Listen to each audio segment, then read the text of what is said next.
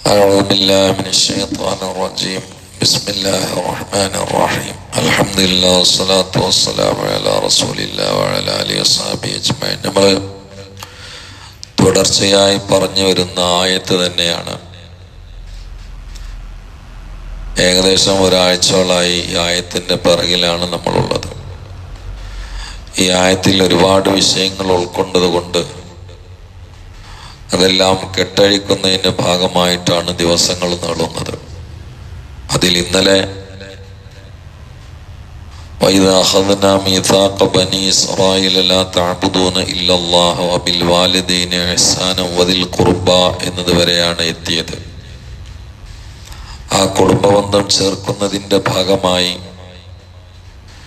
പല ആളുകളും ചോദിക്കാറുള്ള ഒരു സംശയം ഇന്ന് ദൂരീകരിക്കാമെന്ന് പറഞ്ഞിരുന്നു. ഞങ്ങൾ അങ്ങോട്ട് ബന്ധം സ്ഥാപിക്കാൻ ശ്രമിക്കുന്നുണ്ട്, പക്ഷെ അവരെ അവഗണിക്കുകയാണ്. അങ്ങോട്ട് സലാം പറയുന്നുണ്ട്, അങ്ങോട്ടും മടക്കണില്ല. ഞങ്ങളെ പരിപാടിക്കൊക്കെ അവരെ വിളിക്കുന്നുണ്ട്, ഓല് വരുന്നില്ല. അതുകൊണ്ട് എന്താ ചെയ്യാന്നാണ്. ഇതേ ചോദ്യം അഷ്റഫുൽ ഖൽഖ് സല്ലല്ലാഹു അലൈഹി വസല്ലമയുടെ മുമ്പ് അന്ന് ഒരു സ്വഹാബി ഒന്ന് ചോദിച്ചതായി മഹാന്മാർ ഹദീസിൽ ഉദ്ധരിക്കുന്നുണ്ട്. ജാഅ റജുലുൻ ഇലൻ നബി സല്ലല്ലാഹു അലൈഹി വസല്ലം.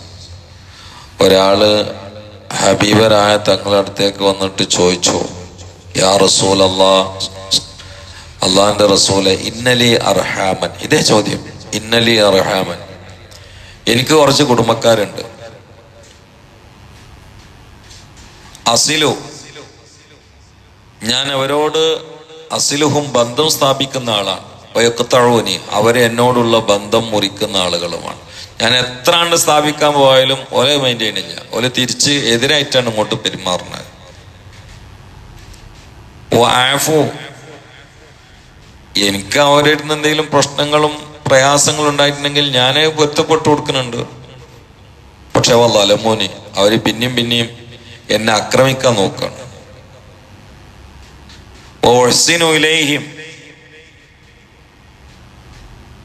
ഞാൻ പരമാവധി അവർക്ക് ഒരുപാട് നല്ല കാര്യങ്ങൾ ചെയ്തു കൊടുക്കുന്നുണ്ട്. വയുസിയൂനി, അവരെന്നോട് ചെയ്യുന്നൊക്കെ ചീത്ത രൂപത്തിലാണ്. എന്നിട്ട് ഈ സഹാബി ചോദിച്ചത്, അഫ ഉകാഫിഉഹും യാ റസൂലല്ലാഹ്, ഇനി പോലെ എന്നോട് പെരുമാറുന്നമാര് ഞാനാടും പെരുമാറ്റേന്ന് വെച്ചാൽ നീ എത്ര വെച്ചിട്ടാ സഹിക്കുക? നീ വാക്കുന്നുണ്ടെങ്കിൽ ചിരി വന്നിട്ടുണ്ട്. അഫ ഉകാഫിഉഹും, നിങ്ങളുടെ പെരുമാറും പോലെ എനിക്ക് അതേ തിരി നാണയത്തിൽ ആണ്ടും തിരിച്ചടിച്ചൂടെ എന്ന് വെച്ച്. ഫക്കാല, അപ്പൊ താങ്കൾ പറഞ്ഞു, ഇല്ല പറ്റൂല. ഇതൻ അങ്ങനെ അവര് ചെയ്യുമ്പോൾ തന്നെ അങ്ങോട്ടും തിരിച്ചടിക്കുകയാണെങ്കിൽ തെസ്തരിക്കുന്ന ജമിയാൻ, നിങ്ങൾ എല്ലാവരും ഒരുപോലെ ആയില്ലേ, എനിക്കൊരു മാറ്റം വേണ്ടേ? അത് വേണോ? അതിനല്ലേ എന്നോട് ചോദിച്ചത്. നീയും അവരെ പോലെ ആവാൻ പറ്റുമോ? നീ അതേ നാണയത്തിലിട അങ്ങോട്ട് തിരിച്ചടിച്ചാൽ ജോലൊക്കെ ഒരുപോലെ ആയില്ലേ? എന്നിട്ട് നബി സല്ലല്ലാഹു അലൈഹി വസല്ലം പറഞ്ഞൊരു വർത്താനുണ്ട്, ബൽ, മറിച്ച് നീ ചെയ്യേണ്ടത് ഖുദ് ബിൽ ഫളി, ഔദാര്യപരമായി പെരുമാറണം. വസിൽഹും, അവരിങ്ങോട്ട് ബന്ധം മുറിച്ചോട്ടെ, ഈ അങ്ങോട്ട് പോയിക്കോ. അവര് സലാം മടക്കാതിരിക്കേ, ഇജ്ജ അവരെ കാണുമ്പോ സലാം പറഞ്ഞോ. ഓല എനിക്ക് എന്തെങ്കിലും തരായിരുന്നാൽ ഇജ്ജ പ്രശ്നമാക്കണ്ട, ഇജ്ജ അങ്ങോട്ട് കൊടുത്തോ. ഇത് പറഞ്ഞിട്ട് ഹബീബ് സല്ലല്ലാഹു അലൈഹി വസല്ലം ഈ ഹദീസിൽ പറഞ്ഞിട്ടുണ്ട്, ഫഇന്നഹു ലൻ യസാല മഅക ലഹീറും മിനല്ലാഹി മാ കുൻത അലാ ദാലിക മുഹമ്മദ് മുസ്തഫ. ഈ ഭാഗം വളരെ നോട്ട് ചെയ്യണം. ഫഇന്നഹു ലൻ യസാല മഅക ലഹീറും മിനല്ലാഹ്, നിന്റെ സ്വഭാവം ഇങ്ങനെയാണെങ്കിൽ എന്ന് പറഞ്ഞാൽ അവരെന്നോട് ചീത്ത രൂപത്തിൽ പെരുമാറുമ്പോൾ നീ നല്ല രൂപത്തിൽ, അവര് നിനക്ക് തടയുമ്പോൾ നീ കൊടുക്കുക, അവർ നിന്നെ ആക്രമിക്കുമ്പോൾ നീ ഔദാര്യം ചെയ്യുക, അവർ നിന്നെ നവർമെന്റ് ആണെങ്കിൽ നീ മെയിൻറ്റ് ചെയ്യുക. ഈ നിലയിലാണ് നിന്റെ നീക്ക് പോക്കെങ്കിൽ അള്ളാഹുവിൽ നിന്നൊരു പ്രത്യേകമായ സെക്യൂരിറ്റിയും സഹായവും ഒരു സഹായി അള്ളാഹു നിനക്ക് ഏർപ്പാട് ചെയ്യും. മാ കുന്ത അലാ ദാലിക, ഈ സ്വഭാവത്തിൽ നിലനിൽക്കുന്നിടത്തോളം ആ സഹായി നിന്റെ കൂടെ ഉണ്ടാകും. അത് അള്ളാഹു ഏർപ്പാട് ചെയ്ത സഹായി ആയിരിക്കും എന്ന് നബിയുനാ റസൂലുള്ളാഹ്.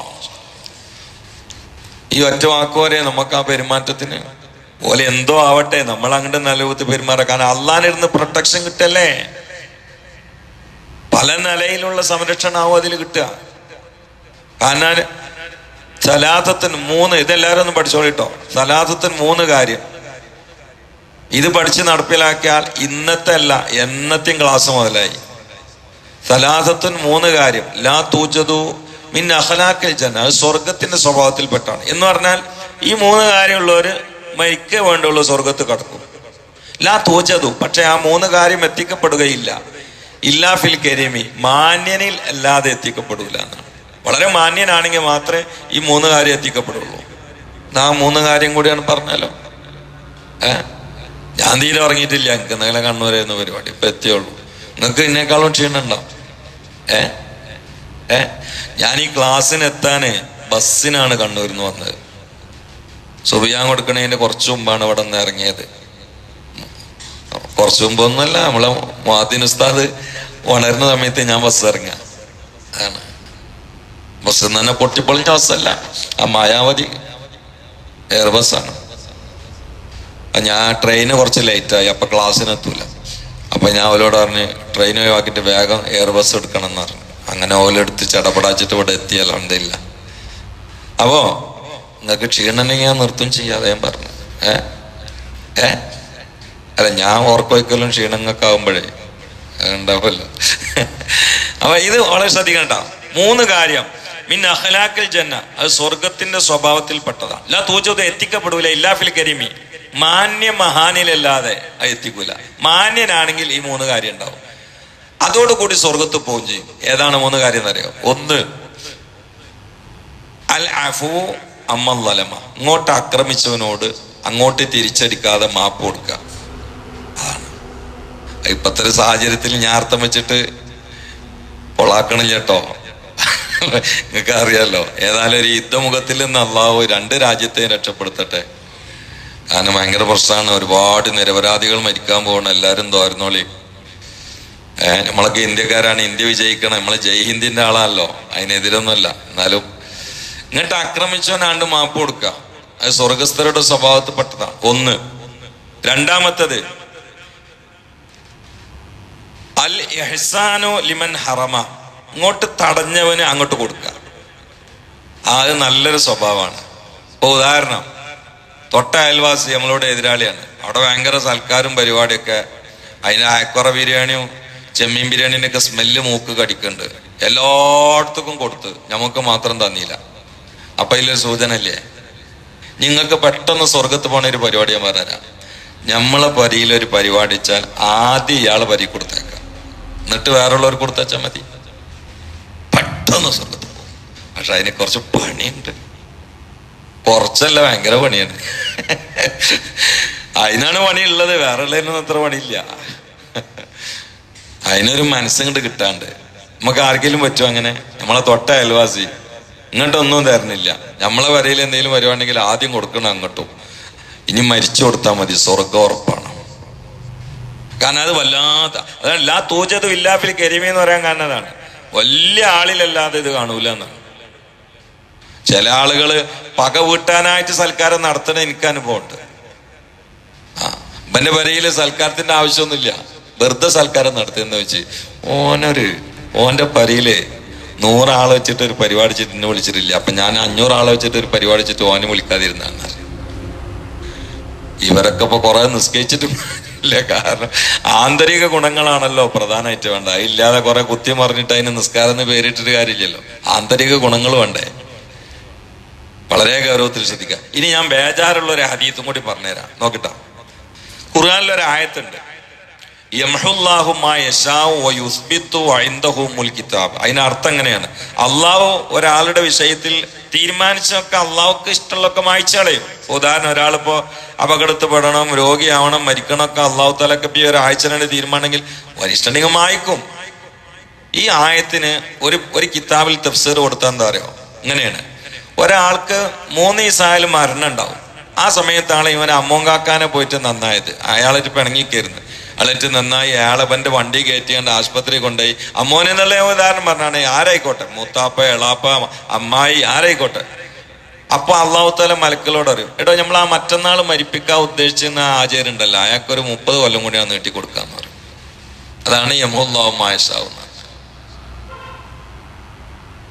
ദീർഘായുസ്സ്. നേരെ തിരിച്ചാണെങ്കിലോ വിഷയം അപകടത്തിലാവും ചെയ്യും. ഉദാഹരണം, അള്ളാഹു നേരത്തെ എഴുതിയത് ഒരാൾക്ക് 30 കൊല്ലത്തെ ആയുസുണ്ട്. ഇപ്പൊ 2025 2055 ഒരാൾ മരിക്കും. ഈ കൂട്ടത്തിൽ ഇപ്പൊ ഒരു സുലൈമാൻ ഇല്ലല്ലോ, ഉണ്ടോ? എവിടെ? സുബ്ഹാനഹു. എന്നപ്പോ കുഞ്ഞാവറാന്ന് പേരിട, നമ്മളെ ഇല്ലാത്ത ഒരാളായിക്കോട്ടെ, അല്ലെ എന്റെ പേരായിക്കോട്ടെ, അബ്ദുൽ ജലീൽ എന്നായിക്കോട്ടെ, നിങ്ങൾക്ക് പ്രശ്നമില്ലല്ലോ. എനിക്ക് 2055 അള്ളാഹു മരണം കണക്കാക്കിയെങ്കിൽ അങ്ങോട്ടൊന്നും എത്തും തോന്നില്ല. കാരണം നമ്മൾ അത്രയൊന്നും ചോദിച്ചിട്ടില്ല. അതാണ്, നമ്മൾ 63 ചോദിച്ചിട്ടുള്ളൂ. അപ്പൊ ഏകദേശം 49 ആ കണക്കിന് 14 കൊല്ലം ഉള്ളൂ. അതിന്റെ ഇടക്കന്നെ എന്താ സംഭവിക്കാന്ന് പറയാൻ പറ്റൂല അല്ലേ?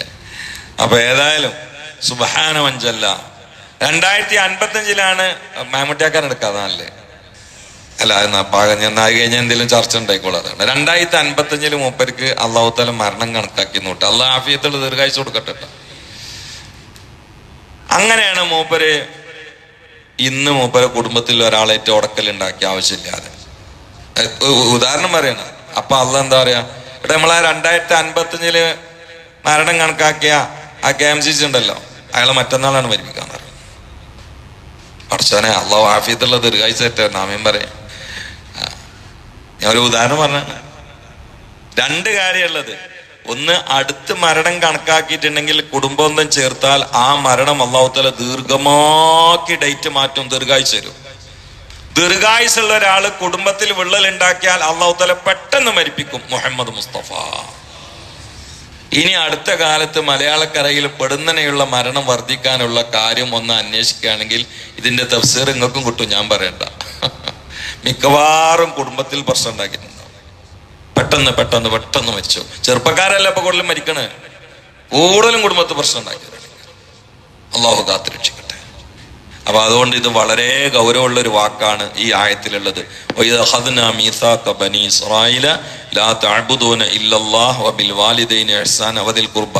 ഇത് സത്യത്തിൽ ഇപ്പൊ അർത്ഥം വെക്കാൻ 30 സെക്കൻഡ് മതി.